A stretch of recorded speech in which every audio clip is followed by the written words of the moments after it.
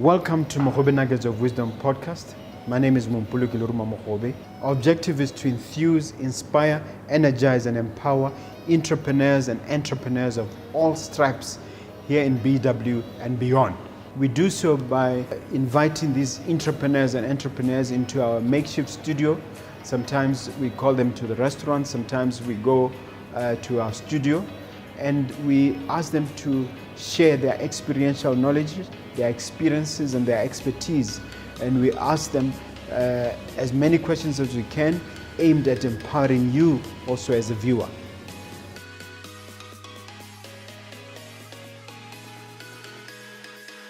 Hello dear viewer and listener, my name is Mompoloki Lerumo Mogobe. I'm so excited. I'm thoroughly excited to have my guest. You'll know why in a moment, but as we start, can I ask you, as we bring you another, mind shifting episode of Mogobe Nuggets of Wisdom, really empowering and energizing episode, guys, and you'll know why in a moment. I'm saying this for the second time. But before we start, please hit that subscribe button. Welcome to the studio, Owen Rampa. Thank you. I'm happy to be here. Okay. Just do me the service of sharing your background and your condensed CV. Wow. Okay. Owen Rampa, aka Mr. O, aka Tshutshu.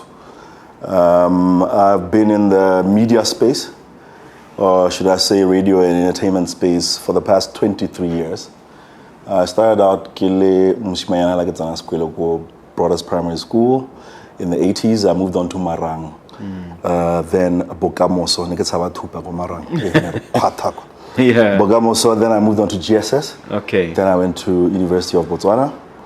And then I got my first radio job in April 1998. Yeah. Go RB2. That's my school. I spent 5 years in GSS. Absolutely fantastic those school. Those days it was both junior and senior. Oh no, that was way before our time. Yeah. Nearly senior. I had the time of my life. Go GSS. I was the bane of most of my teachers' existence. But yeah, all that is. It's way in the past. I got my first radio job in '98. Go RB2 in April, and then I moved on to Gabs FM in '99. And then 2001, I moved to Yarona FM. And that's where I'd like to believe my career in broadcasting really came into its own. You never went to so-called tertiary? I did 2 years at university. Only 2 years? Of Botswana, yeah. I was bored silly. So I left. My parents weren't hearing it. Okay. I'd always wanted a career in broadcasting. Always. From as far back as I was, as about 12 years. And then what happened is that my dad got me a radio for acing my PSLE exams. And that just made things worse. I was always curious about these voices coming at me from this box and all this fantastic music. So when I got my radio set, that was it. I was in my bedroom all day, every day. 24 hours. And I'd consume all this content on the radio and be amazed by how it made me feel. It was a very good companion. So I made up my mind right there and then that I want to pursue a career in broadcasting, and I also want to be a DJ. Like I want to throw down great music. That's when we had only one or two radio stations? At the time, we had Bomakankara. Absolutely, it was Radio Botswana. And then you were filtering. There were some stations from SA that were filtering in. Radio Mabat, before it Nabo Motswedi, Radio Bob, and those are the stations that really shaped my perception of the medium, and the presenters there really got me hooked. But Brooks Manano go Radio Botswana. I was a big fan, at the time. What is it about super successful radio guys that makes them quit school? I mean, DJ Fresh also quit at UB after 2 years. At our time, there was no internet per se, access to information like this. There was no Google that I could just click in and get information as to where does one go to study broadcasting. So all you're getting also is, parents who believe that the only careers available because you're doing well at school are law, medicine, engineering, Maybe architecture, those things, So we were kind of like farmed into that, and every time I knew that where my heart was. So Nekatama Mika, you be at the insistence of my father, and man, it just wasn't for me. And when you quit, how did he react? He didn't know. What I did was put a plan in place because I had this dream of being on the radio, and I knew that I had no space to fail at it. So I equipped myself with every tool available to me at the time that would put me in a position where I wouldn't fail at this. So what I used to do, I used to mimic the presenters on the radio at the time. I used to lock myself in my bedroom. I used to play tennis for the national team, Botswana as a junior, under 18. Oh, okay. So I had all these tennis rackets. That was my microphone. So I'd sit in my bedroom and I'd broadcast a show to this imaginary audience. Yeah. And I'd pick up the best parts. They're my favorite presenters. Fresh was one of them at the time. DJ Ski, David Mulusi, Skizo. He was one of them. Before he went to Washington. Absolutely. No, that was before he went to SA. He was on RB2. Oh, I see. Okay. Bob Mabena, Glenn Lewis, Titch Mataz. Wow. So I would take the best parts of them and I'd incorporate that into my mini studio, collapsing in my bedroom during this imaginary broadcast. And then I'd read, trade publications. Wow. I'd be at the Botswana Book Center, go Mainmore, trying to get up to speed with urban culture. And at the time, what's on those trade publications? What, sir? What's on those trade publications that is relevant? Basically, industry news. Trying to pick up on trends. Trying to understand. Also, music news. At the time, broadcasting was very centered around music. So I tried to get as much music knowledge as I could, and I'd spend hours recording VHS tapes of music shows on television. Okay. So that was those are the resources I had at my disposal at the time. Yeah. And when the chance came, how did that chance came? And then you'll tell us what happened at that chance. All right. I'll remind you. Okay. So I'm cruising through UB. I'm struggling with the dichotomy between public administration and political science. It's an assignment I was once given to UB that had me dizzy for a long time. And I was like, no, I can't. I know what I want to do. I happened across a newspaper ad in the Daily News, but they're looking for presenters go RB2. And I was like, God works in mysterious ways. This is it. You were more than ready. I was ready. So I put in an application. My application was unique. It was different. It wasn't your typical I hereby apply for. It was really very straight to the point. Hi, my name is Owen Rampa. I'm the next biggest thing on the radio. If you don't take me now, you're going to regret it because there's 2 new broadcasters that are coming up in 1999, and these are Gebs FM and Yarona, and you guys are going to kick yourselves for not taking a chance on me. In an application letter. That was my application letter. I have zero experience, but I have this undying belief that this is for me, and all I ask is one chance. And on the strength of that, I think the panel was curious, or they were offended, by the arrogance or the overconfidence.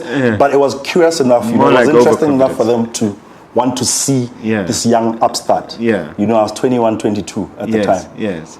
And we got called for auditions. There were about 80 of us in a room. And it was very clear. They said, guys, this year we've changed. Relay RB2, we no longer ask for a voice test. We no longer ask you to read this passage in Setswana or this passage in English. What you're going to do is go into the library, select some songs, go into the production studio with a technical producer, and you're going to present a 20-minute show. It will be recorded, and we will evaluate you from those recordings. Based on your performance. The room went silent. I cracked a smile because I had been living that life in my bedroom every night. Wow. So I was ready. I was ready. So I aced that. Yeah. And I got the job. I got my first radio job on RB2. And of course, you passed that evaluation with flying colors. It seems that way because I went straight from zero to hero. Like, I went from training onto weekday primetime radio. I had a midday show, Monday to Friday, from 12 to 3, which was pretty much unheard of at the time. Yeah. Well, I think you're the GOAT. I hope you don't mind. Thank you. I still think I had a short-lived career on air because I was more interested in the back so far end you're the GOAT. of radio. Thank you. I think so. I appreciate that, sir. And let's talk still about the early radio career. What were the obstacles? What were the challenges? Perceptions. It wasn't perceived as a career at the time. The attitude, as I stated earlier, was you must get a formal job, get a formalized education. Basically, the whole cycle, go to school, get a degree, get a job, get a 9 to 5. Yes. That's how you make it, in life. So the perceptions. Yeah. Also, commercial radio at the time was a whole new concept. So there was curiosity, but there was also a lack of understanding on exactly what this is and how it's going to function and how you're going to make a living out of this. So those were some of the perception. What about now dealing with your dad? When he discovered, how did it happen? His friends kept asking him. Like, there's this kid on the radio who says his name is Owen Rampa, and we really think he sounds like your son. Is it? And that's how my dad came to find out about. And how did he react? He was shocked. He was disappointed. He was let down. I dropped out of university to pursue this. But it also drove me. It was my motivation that I need to excel at this to prove to him that I have a plan. I have a plan, and I'm going to make it a reality. And I also kept throwing Fresh as a poster boy in his face, DJ Fresh. Like, look what Fresh did. Fresh walked this path. Yes. And look where he is now. He also quit after 2 years or something. Quit law school after 2 years. Yeah. But I did go back to school. I do have a course in broadcast management from Rhodes University. As a diploma? No. The degree? Not at all. Just a short course? It was a short course. It is a straight Why do you qualification. forcefully say not at all when I say degree or because, diploma? I'm of the, I have nothing against formalized education. In fact, I'm currently studying for a master's, But I want people to really understand that education comes in many different shapes and forms. And you don't necessarily learn it in the four corners of a classroom. But it's dependent upon you as a human being, what your commitment level is in terms of increasing your knowledge of the things around you, how the world works, how business functions. There's so many channels and ways that you can gather this. And it all depends on how you're going to pay attention to these processes. But in Africa, we place a lot of, how would you say, emphasis on the piece of paper, on that formalized education structure. I know. And there's nothing it's wrong not just with Africa, it's just the whole world, I think. There's nothing wrong with it, but let's open our minds to the fact that you can access education in many different forms. In that part of the early career, what did you say were the highlights or the aha moments, if you like? For me, it was getting a job straight onto weekday radio. It's a big thing, prime time radio from the start. Getting poached by Gabs FM after a year, which was a new broadcaster in 99. Getting trained by some of the best in terms of the radio game at the time. Sydney Baitzile. We had this other broadcast consultant from Canada named Daniel Feist. He was amazing. That guy really opened my eyes to broadcasting as a business and content creation and development. And another guy from New Zealand called Shane Huntley, who I'll never forget. That one completely... These guys are your heroes and your mentors. Absolutely. From a training and development perspective, in terms of broadcast management and understanding how the whole business of radio functions. So this Hickley guy, what did he do or say? Huntley, sorry. Huntley used to speak about the magic of broadcasting, creating magic on air, creating that emotional connection with your audience. He used to talk about consistency, leading to familiarity, leading to loyalty when it comes to the content development chain. So that dude, he was about breaking boundaries, pushing the envelope. And that's been my approach in a way in terms of my broadcast career. Okay, any other aha or moments earlier? Yeah, subsequently then being poached again by Yarna FM from Gabs FM, and then I went into management. I started out as a music compiler while I was doing the breakfast show by Yarna. Then I became the music manager. Then I became the programs manager. And then I became the station manager. Okay. Yeah. Great stuff. Now, let's talk about a company known as RadioWorks. How was it formed and what does it do? After plenty of years in radio and broadcasting, I kind of like got a little bit, fatigued and unchallenged. I'd reached, a particular level that now I felt I need to just break out of this ceiling, So I stepped back and set up this company. It's a consulting firm that deals with broadcast management and consulting for broadcasters. It deals with programming, content and development, production and promotion, sales and marketing from a broadcasting perspective, and just structuring a broadcast business to make it functional and profitable. Because those are the skills that I acquired over the years. We've done. I have a surprise for you, sir. Yes, sir. You are an entrepreneur. You may not want to be labeled as one. I think I just maybe share with the viewer why you don't like the label. I think I just take advantage of opportunities as I see them, which is what an entrepreneur does. And I position myself, smartly to be able to exploit those opportunities. You've just ticked 2 boxes right there. Tick. I appreciate that, sir.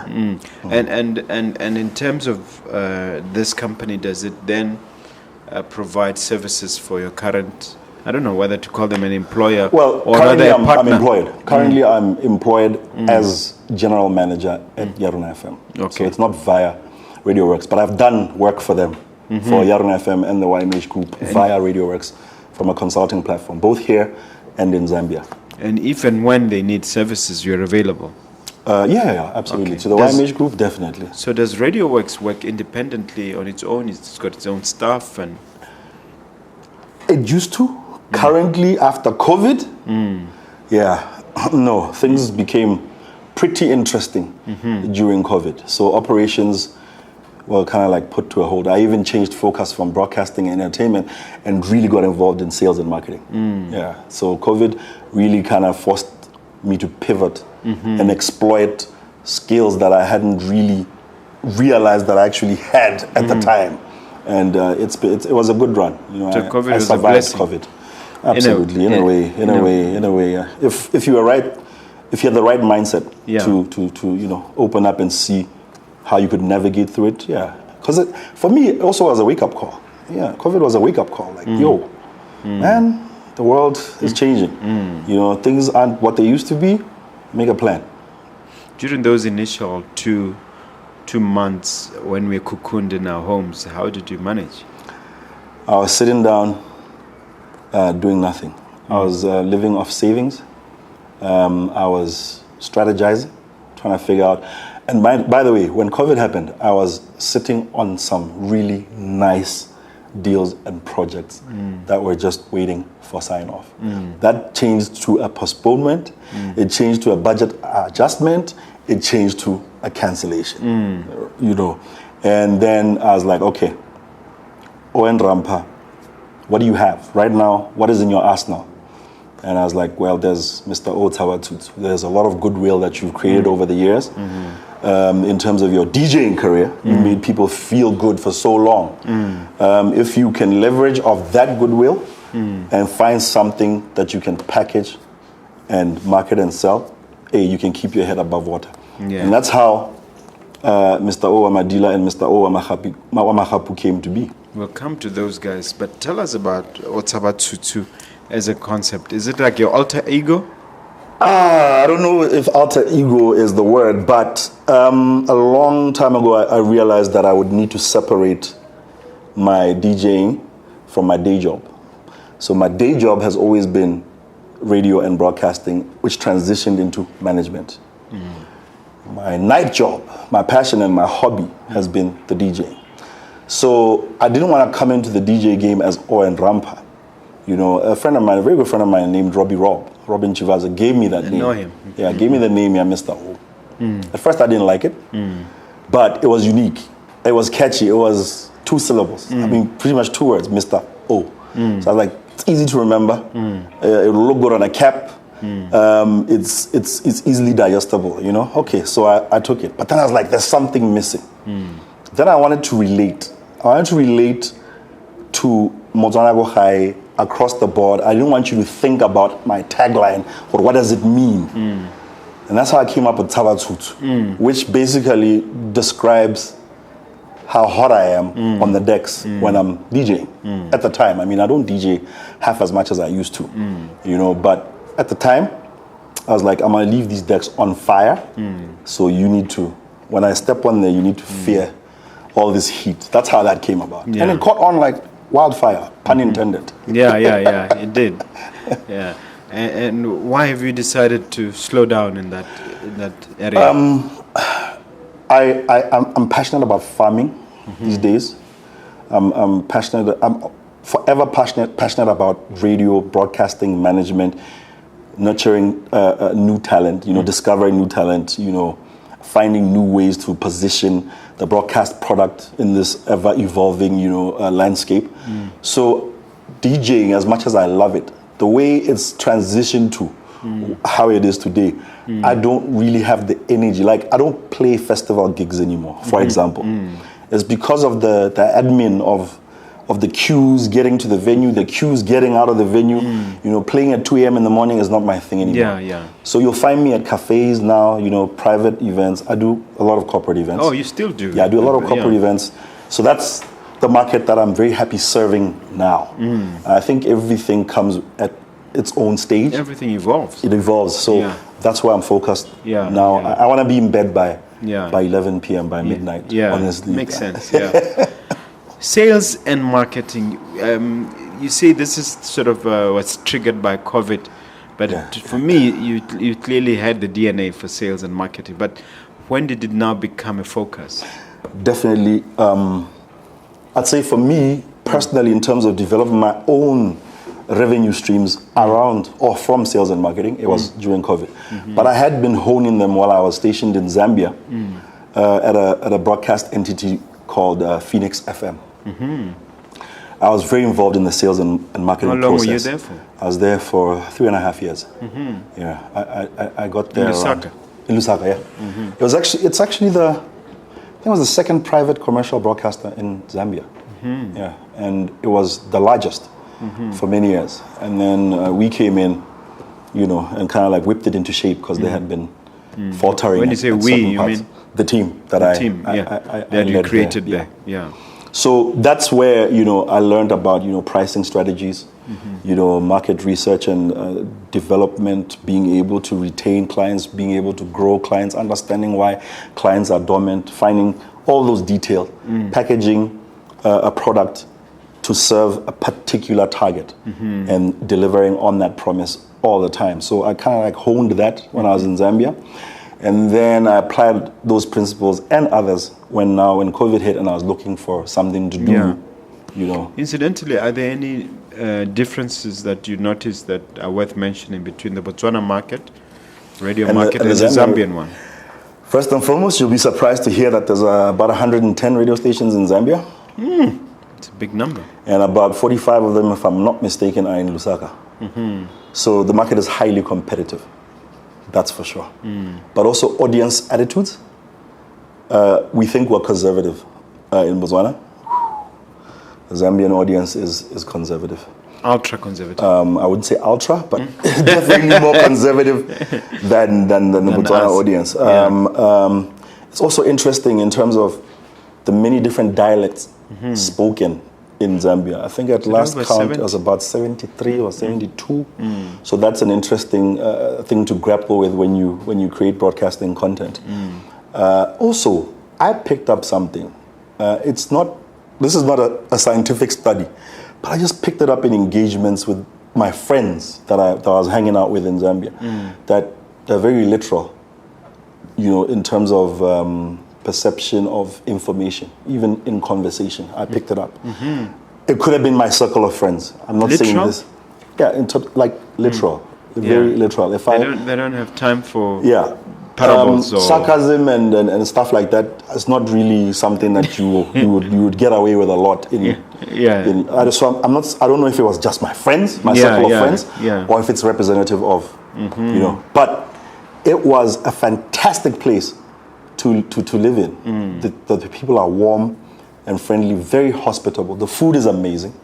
The culture. Okay. Being exposed to that for me was a big learning experience. I really loved it. If I could get a holiday home in Lusaka, trust me, I'd take it. But you never considered settling there and working there, making it your home? No. I've always had a soft spot for Botswana. I mean, I've been given opportunities even before in my early parts of my career to relocate to SA, where the big time is. Yeah. And I've always believed, why don't we create the big time in Botswana? You know, if we keep exporting our best talent, then what are we left with here? Who is going to develop and grow the talents here and equip them to be great at what they do? So I've always had a soft spot for Seems Botswana. like people eventually come back. I think even DJ Fresh, I heard, is back. Yeah, he spends a lot of time here now. He's building up on some stuff that he wants to maybe throw his weight behind here.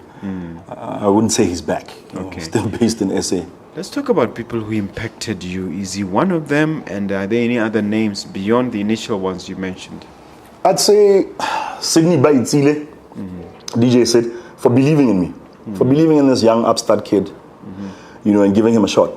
All right, DJ Fresh is up there, Schizo is up there as guys who were pioneers in the game and gave me an ear when I needed one. That's the thing. These guys could have closed themselves off from people like us, but they were forever ready to answer questions, to show the way, to even impart skills in terms of time, in terms of training. You know, so they also taught me that hey, look, man, pay it forward. There's nothing wrong with that. And that's something I believe in strongly. And then there was Kosi Cosmas Mapare. I don't know if a lot of people know that he used to be like one of the most dangerous DJs in this country. I used to dance to his music. Absolutely. Yeah. I know. Factually, here in Gabs, there he was. Yeah. And he gave me access to his music. And this is way back then in, you know, late 90s, early 2000s. He gave me access to his music. And that is a hell of a library. You know, Fresh gave me access to his music. Oskido gave me access to his music. So I was lucky enough to build networks and rapport with very established guys in the game who mentored me and showed me the way. Like, I learned a very simple lesson very early on. Always be on time. You know, that thing is like such a simple concept, but if you practice it, what it does to your stock. You came on time to this interview, I noticed. What it does to your stock, because it leads to dependability. That's the perception you are giving. And when you are dependable, people are more amenable to whatever else you may require. Absolutely. So I learned that very early on. So I'm never late to gigs. I'm never late to meetings. And you learned it from these giants. I learned it from these giants just by paying attention, asking the right questions, and learning. I even learned the same thing. I practiced the same thing even in my sales processes. Like if I'm setting up my sales store and I'm saying I'll be there at 3:30, I'm there at 3:10.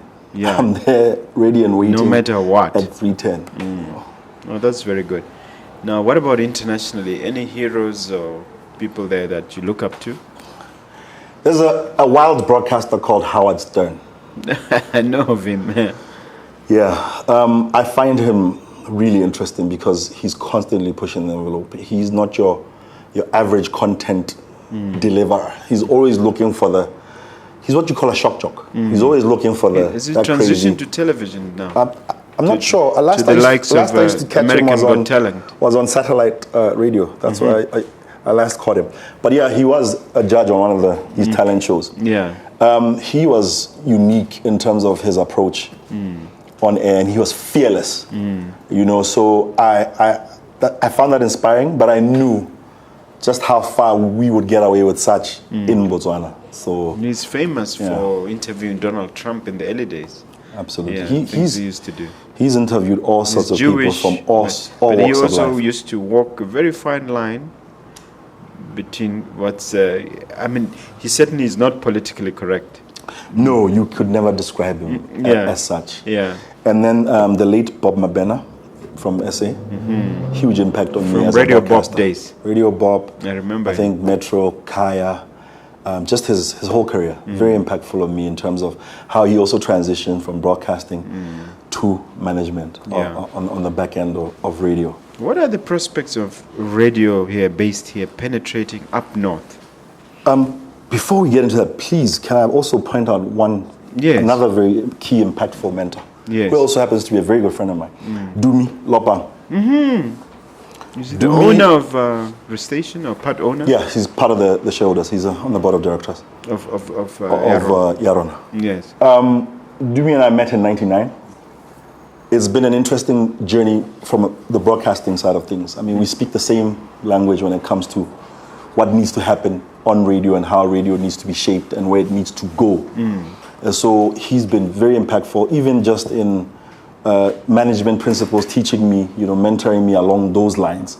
And also on the back end, the business side of radio, I've had very big learning opportunities from him. I know he does business in Zambia, now that you mention it. Yeah. All right, let's talk about the prospect of radio penetrating up north, if you're talking expansion. What I know is that the regulator is in the process of granting licenses to campus broadcasters. So I don't know if What are campus broadcasters? like tertiary institutions. Yes. So like stations that will be based on campus. Yes, for students and the immediate locality. So I don't know if any of the colleges up north have applied. I'm not sure about that. But if they have, then there's that channel, that possibility. Yes. They're also considering licensing additional FM broadcasters, like traditional, terrestrial broadcasters.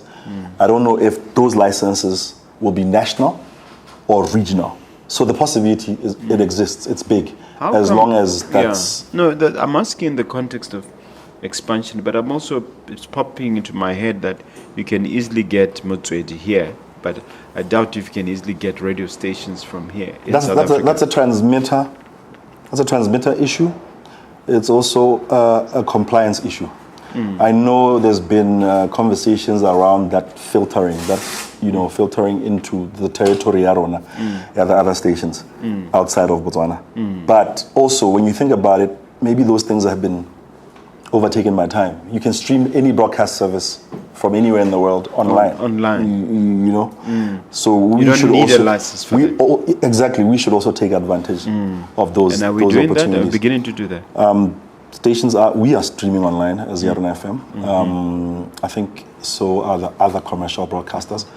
But are we taking full advantage of the opportunities in there? I think we have yet to see full exploitation. Let's talk about Madila and Magapu, because that's my hustle. Yeah, that's your side hustle. Yeah, that's my side hustle alongside DJing. Yes. So, we're sitting there, we're having a conversation with my mom. COVID is irapiri. And she talks to me like how she wants to. She had recently retired. My mom had a fantastic career, over 30 years in the education sector.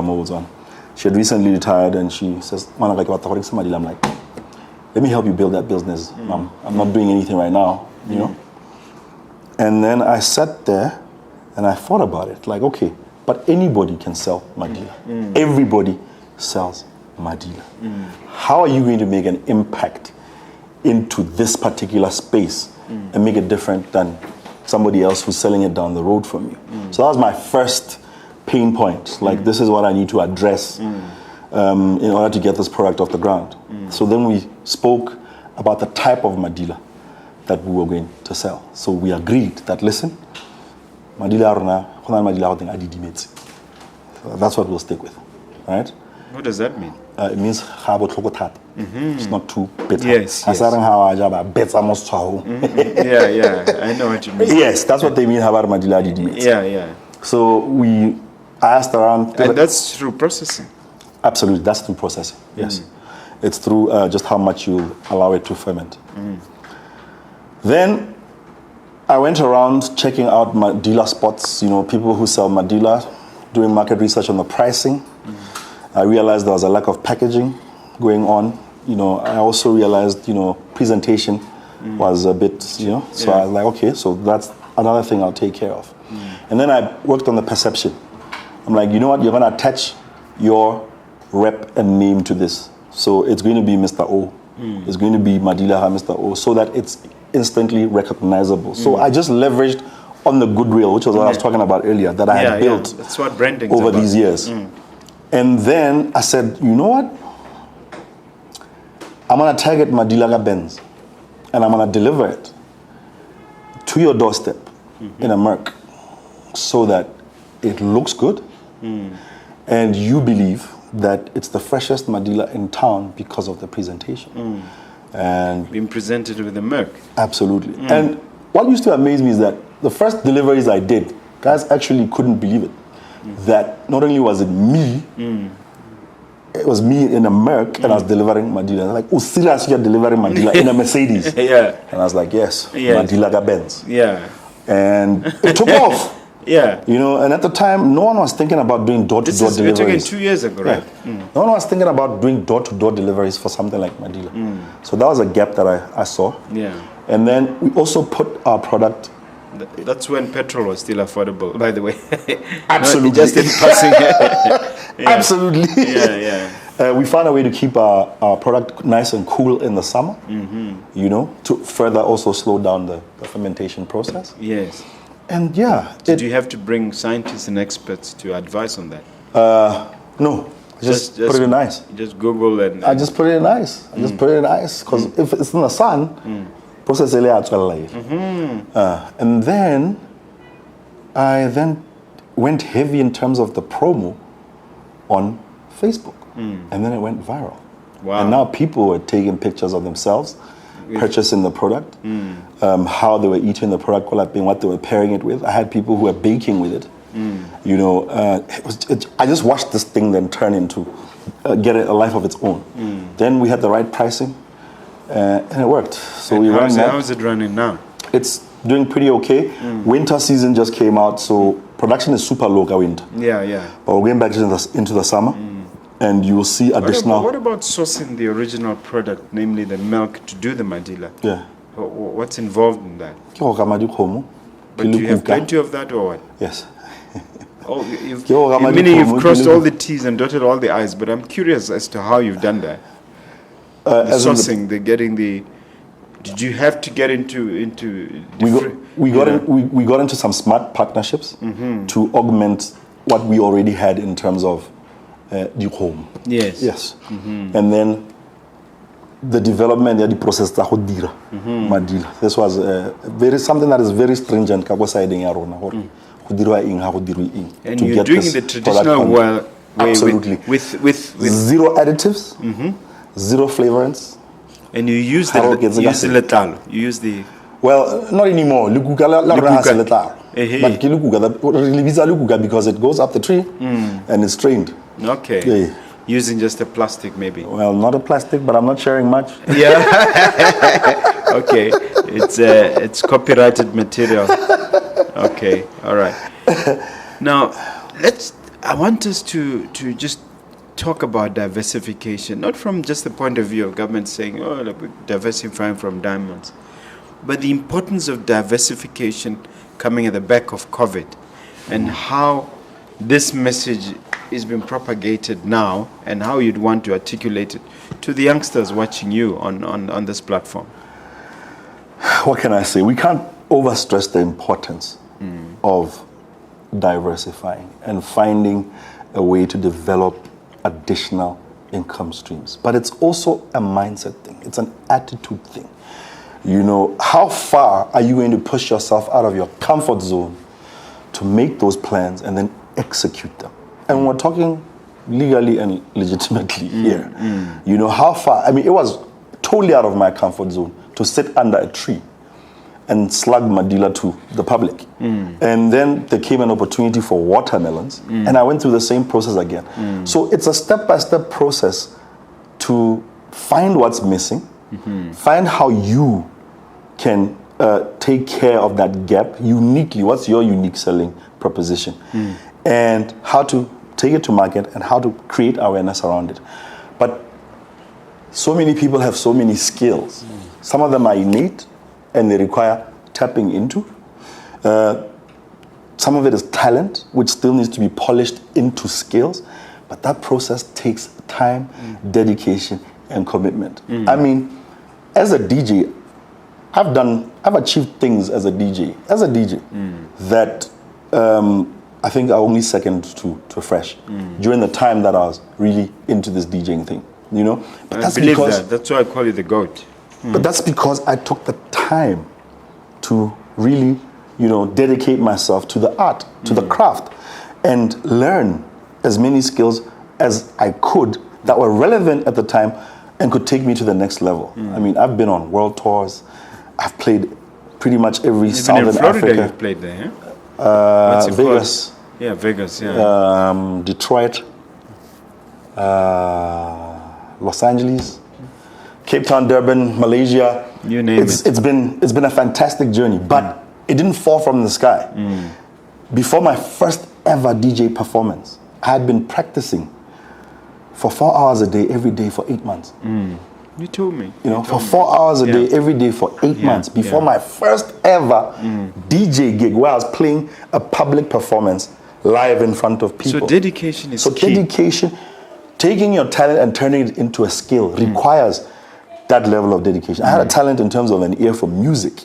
I could tell this is a nice song and people might move to this song. But then I took that and shaped it into a skill. Yeah, and that you cultivated. You cultivate that. Right. So that mindset, let's not focus on just one channel. What is it that I can do, that I can do well, that I can then develop into a money generation channel, then market that. On that point, let's share your experiences with Magapu specifically. How it all started there. So I've always loved Magapu. I love the taste. I love them. But I had beef with Magapu Agarin Mogobe. I don't know how to explain that. Like, I want mine crunchy. I want them crisp. No, Mogobe abakara similar to Senyecha, isn't it? Yeah. So I was like, how do we get to Magapu? I have an uncle who's a master farmer. He's passionate about this agriculture stuff. So one time, it's at his 50th birthday. He decides to have this 50th birthday party at his farm. And I get there early, and I see this vast expanse, tilled land. And I'm like, He's like, hey, I get it done. So we sat down. I'm like, okay, I'll tell you what. You take care of the farming, I'll take care of the selling. And then I did the same. I found out, what do people like about Magapu? What don't they like about Magapu? And I came back, market research. Yes, and I came back and I said to Rangwan, listen, Magapu are crunchy and crisp, Magapu are sukiri and fresh, and let's get the right price. Sukiri as in sweet. Sweet. And, you know, juicy and fresh and crunchy and crisp. And the right size. Yes. And then I sat down and then I built a sales pitch. You know, I read a book which completely changed my sales and marketing approach. And this book was talking about the demand economy, which I found mind-blowing. And this guy in this book was basically saying, everybody understands the basic principles of supply and demand. You know, like there will be a demand and you will fill it ka supply. There will be a demand for a particular product, you will fill it ka supply. Everybody understands that. But now the demand economy is about the demand of your customer on your actual product or service. What is the customer expectation? You know, so back to even the lesson in Madila. The customers were saying, how about Madila or get flour? How about the Madila zenzo tartaric acid? Among atokwahidua ga vinegar. How about the Madila anka? How about the Madila abo toko tata? So that was their demand on the product and the service. And that's what we delivered. Same thing at Magapu. How about Magapu agaring? Abo tobenyana wanted sweet. I said, Magapu asugiri kya? And he says to me, actually, there's a variety of watermelons here that are known to be sweet. We can go get the seeds, go get the and we can do this thing. And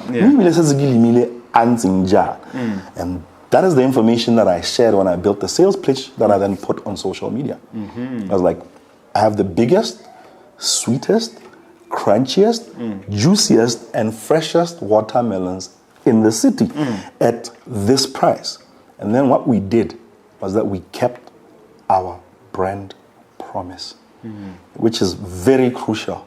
If I'm going to tell you that it's fresh and it's always on time, if that's my sales pitch to you, then it better be fresh and always on time when you pay for it.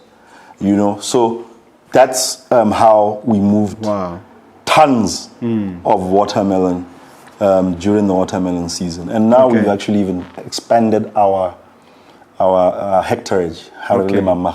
So they go straight from farm to the consumer. Is that how it works? Yes, sir. Okay. From farm. Because you found that keeping them on a shelf somewhere doesn't work. No, it doesn't. Even keeping them on concrete spoils them. Tell us why that is so, and explain. Actually, I have no real understanding. My uncle is better positioned to explain that part. So what you need to do is find a nice little grass patch or only muting under some shade, and they'll last you for weeks. And even you can put them in the fridge, obviously, you know, if you've got space. But I learned these things from him, because I always try and suck up as much knowledge as I can. So you don't have any challenge relating to, Choppies doesn't buy our Magapu, our products? We actually are. You don't have that we challenge. are supplying some of the retail stores with our product. Okay. Yeah. So there's some retail, some direct consumer. Absolutely. Okay. No preference either way. Either way is fine. Because you're paid cash on delivery. COD. Yeah. And then also the other thing that we did just like with Magapu, we started delivering. Okay. Started delivering watermelons door to door. All right. What would you say is the state of radio at the moment? Radio is experiencing interesting times. I think there's some challenges, but I think they can be overcome. Unfortunately, perception is everything, reality is nothing. Radio is still the most influential, widely accessed medium in Botswana, and I will speak for the Botswana context, right? It hasn't been shaken by social media. Contrary to popular belief, it's still the go-to medium for new music. Contrary to popular belief, it's still the go-to channel for new music amongst the vast majority of people. Yes, there are niches. There are markets who access new music on the internet, who access new music via WhatsApp. We understand that. Has it been shaken by the advent of social media and all these other multiple platforms that exist? Absolutely. Does this signal the death of radio as we know it? No. Radio survived video. You know what the video killed the radio star back in the 80s? That's a song. Yeah. You know, it survived television. It survived every other transition. Is it because it's consumed mostly when people are doing other things? It's because you can access it anyhow, anywhere. It's a great companion, but it's also free for you to consume, right? It's free for you to consume. And radio is adaptable. As much as you can catch radio on your radio set because of the terrestrial transmitters, you can catch it on your phone. So that's one device you carry with wherever you go. So how does the future look for it then? The future looks good. As long as radio continues to adapt and embrace the power that is presented by the digital platforms. Radio must stop competing with digital platforms. Radio must embrace. Radio must find its audience where it's at. Is it doing that? Is for instance, Yaro not doing Absolutely. that? With you, they are. No. I'm not going to say with me. I'm going to say the strategy going forward definitely is to exploit and include our digital platforms within our entire operation and exploit them to their maximum potential. So that's where we're headed. We've already started. We don't ignore the fact that digital exists. We're not going to brush it away. No. Right? But digital mobile zona is not going to kill radio. Yeah. Radio must do the right things. We need to develop the right talent. We need to deliver the content that the audience wants. We're past telling the audience what they want. We're past that. Nowadays, the audience, in fact, today's audience dictates what it wants. What they want because it's all around them and they can find it anywhere else. Yeah. You know? So as long as our attitude is little, now we're very, very conversant and aware of the environment we're operating in, we'll be fine. If we drop the ball, it's on us. Yeah. It's on us as broadcasters. But a youngster wanting to start in, for instance, if you rewind and think about yourself, you could go on a time machine and imagine a youngster who was in your position then now. would you still recommend it? And questions like this, there's Zaga come into play. Is there reputational strength in radio? Is there, long-term career in radio? What would you say? What's your advice to those youngsters trying to grapple with this question? I've built a long-term career on radio. There's many other examples outside of me that have built long-term careers in radio and broadcasting and entertainment. I think let's look at it also from that perspective. Yeah. Because some of the principles apply. Yes, there's opportunities that exist because of the evolving nature of the medium also. Now there's opportunities in copywriting. There's opportunities for videographers. There's opportunities for photographers. There's opportunities for event specialists. So it's no longer just a presenter and a microphone and a click of a button and playing a song. There's opportunities for content producers.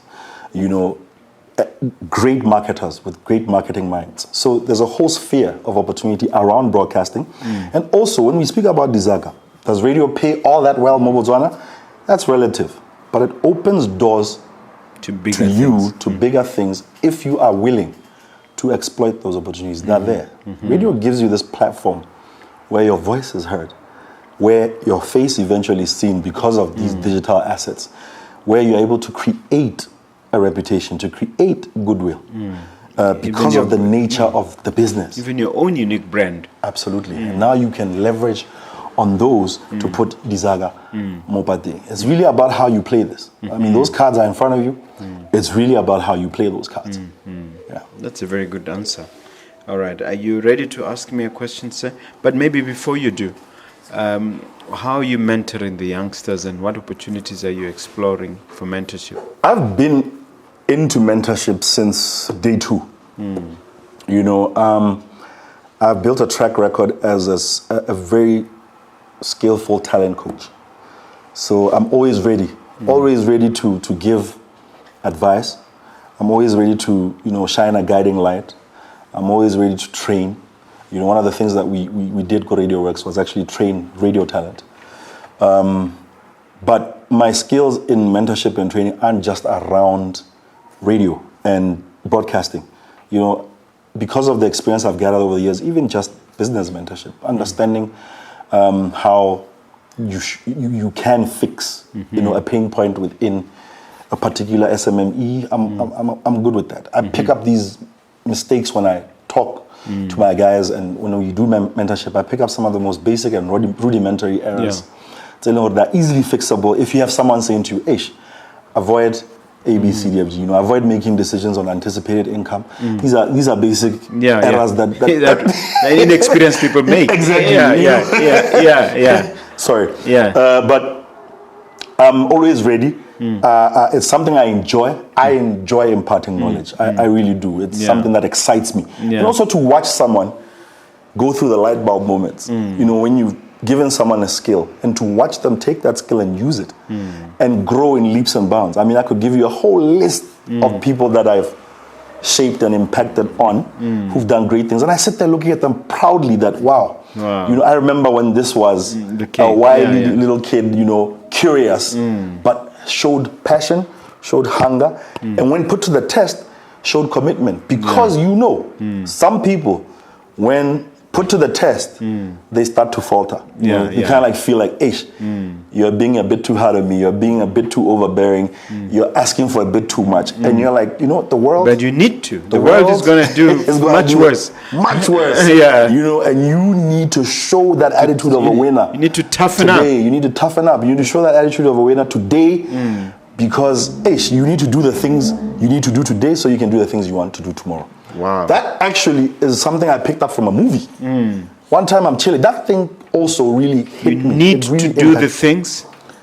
You have to do the things you need to do today so that you can do the things you want to do tomorrow. Wow. And I got that from a movie, a Denzel Washington movie. That's delayed gratification. Right there. Got that from a Denzel Washington, and I was like, what? I rewinded that. Yeah. I was like, what? Yeah. I was like, man. This is powerful. This is it here, you know? Yeah. Any question for me, sir? You're putting me on the spot. You really are Mogobe. But I'm curious. This year, 2022, I'm going to ask you this question. In terms of economic outlook, right? Looking at inflation, let's not look into the recent measures that have been taken by our government to, cushion. You mean literally yesterday? Yeah. Is it a good year for business? Is this a recovery year? Yeah. That's really what I want to ask you. Are you feeling positive about that? Or, Ukraine, Russia, all the drama we're experiencing? I'm going to answer the question in a way that most people will be disgusted. I'm going to say that it is up to you as an individual to decide whether or not to participate if there's a recession if there's one. It's up to you as an individual to decide whether or not to participate in a depression if there is one. The key decisive factor for success, for sustenance, and for upward mobility is within you. It's how you respond to conditions that surround you. I can show you people who have prospered beyond belief during the so-called recession. I can show you people who prospered beyond belief during the so-called pandemic. So I tend not to buy into the noise around me. Yes, it affects me. Yes, people could quit here and there. But overall, I've structured my mindset in such a way that I do not tolerate, even considering the possibility of a downturn, even considering the possibility of a reversal. Yes, there might be stagnation while you're working through certain things, but ultimately, your upward mobility, your upward trajectory is up to you. I believe that firmly. I can refer you to examples. I can refer you to books I've read. I can refer you to examples I've had in my own life that have shown that I've maintained that upward trajectory regardless of circumstances. There's a gentleman called Napoleon Bonaparte, who is a big player in history. When his generals used to report to him about the challenges that were happening, circumstances, they say, he used to respond, circumstances! What circumstances? I make circumstances. So I've come to embrace that mindset of Napoleon. And it works for me. Call it self-deception, call it self-delusion. It works for me, and I've seen it working for a lot of other people. I don't know if I've answered your question. A good friend of mine always says, find a way or make a way. You've answered me perfectly, sir. I appreciate it. But that's the real entrepreneur over there. All right. Thank you. Thank you, sir. Please take a look at that camera and inspire those people who may be watching there. Leave them with something to take home. You can achieve, this is so cliched, but it's so true. You can achieve anything you set your mind to, as long as you're willing to put in the time, the dedication, the effort, the work, the practice. Every single great performance or artist or delivery or anything that shows great success that you've seen happening around you has had all those things behind it. The hard work, the dedication, the time, the effort, the passion, the upskilling, self-development. So you can really do anything you put your mind to, as long as you are backing it up with all those things. Yes, it's tired, you hear it a lot, but I've seen it happen left, right, and center all around me. I try and practice it as much as possible. All right. Tell them how they can contact you, social media, elsewhere. Owen Rampa on Facebook, Owen Rampa on Instagram. Mr. O Tshaba Tshutshu is my page on Facebook, and I believe Mr. O Tshutshu on Twitter. Although I'm not really, But anyway, you can find me there. You can send me an email, radioworksbw@gmail.com. You can pop into my office, call us, go out on FM. Let us build some really cool campaigns for you. Okay. Thank you very much for coming.